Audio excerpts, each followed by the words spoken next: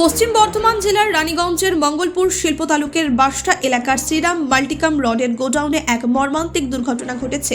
গতকাল 42 বছর বয়সী পুরুলিয়ার কুমড়াবাইদ গ্রামের বাসিন্দা সত্যদেব পতির রডের বান্ডেল ক্রেন থেকে আছড়ে পড়ে প্রায় 2 টন লোহার রিংয়ের নিচে চাপা পড়ে মৃত্যু হয়। স্থানীয় শ্রমিক সংগঠন এবং পুলিশ প্রশাসন গোডাউন কর্তৃপক্ষের বিরুদ্ধে গাফিলতির অভিযোগ তুলেছে। তাদের দাবি, গোডাউনে কোনো নিরাপত্তা ব্যবস্থা ছিল না এবং শ্রমিকদের কম বেতনে জোর করে কাজ করানো হতো। বারংবার দুর্ঘটনার পরও নিরাপত্তা ব্যবস্থা কোনো পরিবর্তন হয়নি বলে অভিযোগ উঠেছে। ঘটনার পর মৃত শ্রমিকের দেহ রানীগঞ্জের একটি বেসরকারি হাসপাতালে রাখা হয়েছে। শ্রমিকরা কাজ বন্ধ করে নিরাপত্তা ব্যবস্থা এবং মৃত শ্রমিকের পরিবারকে উপযুক্ত ক্ষতিপূরণ দেওয়ার দাবি জানিয়েছেন।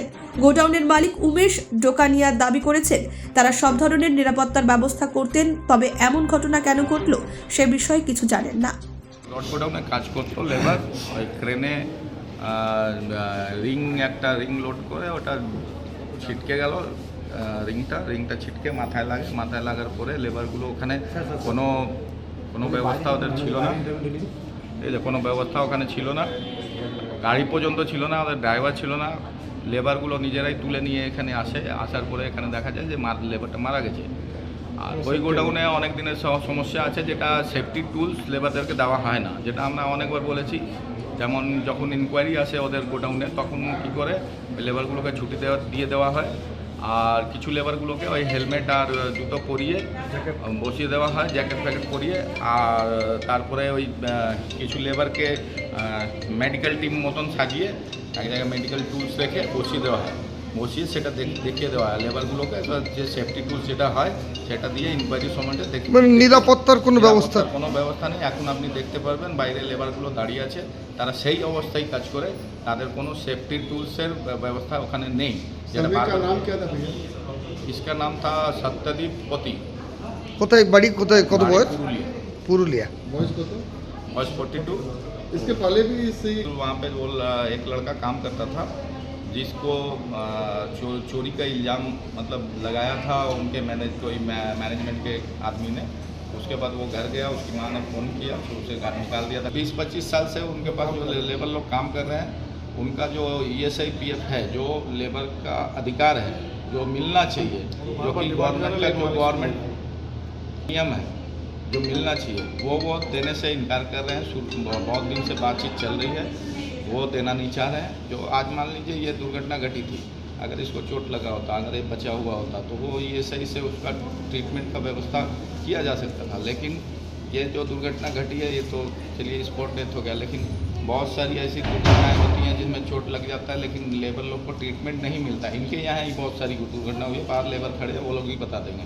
क्या मालिक का नाम क्या है? मालिक का नाम है उमेश डोकानिया, और ये बहुत दिन से हम लोग भी बोल रहे अब लोग क्या कोई व्यवस्था ले रहे हैं, उनका विरुद्ध में कोई अभियोग कर रहे हैं? हाँ, अभियोग उनको आना होगा कि उसका जो है, उसका जो कॉम्पनसेशन का व्यवस्था करना होगा। उसकी फैमिली जो है, फैमिली का जैसे आगे का जो मान लीजिए, अब तो ये कमाने वाला आदमी चला गया, तो उसकी फैमिली का क्या होगा आने वाले दिनों में, कैसे उसकी फैमिली गुजर बसर करेगी, उसके बारे में उनको कॉम्पनसेशन के थ्रू उनका व्यवस्था करना होगा। आज यदि PF किया होता उन्होंने, तो PF से उनकी वाइफ को पेंशन भी मिलता, जो वो नहीं कर रहे।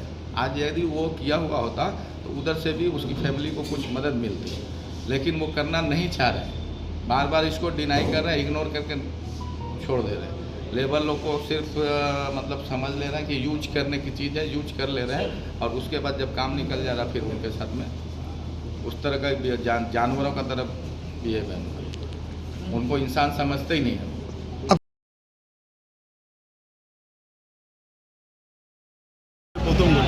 আচ্ছা, জীবনে প্রথম ঘটেছে।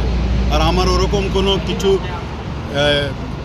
ইয়ে নেই, মানে কোনো মেশিন নেই। আমার তো গোডাউন আছে, ব্যান করবে, এরকম কোনো কিছু নেই। লাইফে প্রথম 25 বছর থেকে ব্যবসা করছি। না ধরুন ওখানে যে পোর্শনটাতে আমরা দেখছিলাম যে একটা বড় লোহার ক্রেন থেকে ওই রিংগুলো আছড়ে পড়ছে, তো কি মনে হচ্ছে এটা তো ধরুন কোনো দিন হয়নি, এটা এরকমই আসে, ওটা গাড়িতেও আসে, এরকমই আসে, কোনো দিন হয়নি। আর কোনো সম্ভাবনা নেই, ওটা কাঁচে বসে যায়। কপাল খারাপ হলে যা হবে আর কি করবে। এখানে ধরুন ওই শ্রমিক সংগঠনের যারা নেতা আছে তারা তো দাবি করলেন যে কোনো রকম কোনো ব্যবস্থা নেয় না, জুতো দেয় না, সেফটি শু সব নেই, আছে, আমি জানি না কে আছে। হ্যাঁ, আমি তো এই হেলমেট কাজে- নেই নাকি? না, না, সব আছে, আছে সব দেখবেন পরে আছে। এখন গরমে পড়ছে না না কি করছে আমি জানি না। যদি কিছু সংশোধন করার আছে আমি নিশ্চয়ই করবো। আর তাদের বলছে পিএফ ইএসআই এই সমস্ত কিছু নাকি নেই। সব কথাবার্তা চলছে, এটা হচ্ছে। আগে পর্যন্ত ছিল না, এখন হচ্ছে। এই শ্রমিকের জন্য আপনারা কি ভাবনা চিন্তা করেছেন কিছু? করবো, ভালো করবো। আমার ফ্যামিলি মেম্বার হিসাবে ট্রিট করি আমরা, ওই হিসাবে টেনশন নেবেন না। আপনার নামটা? উমেশ ওখানে। ব্যুরো রিপোর্ট নির্ভীক বার্তা।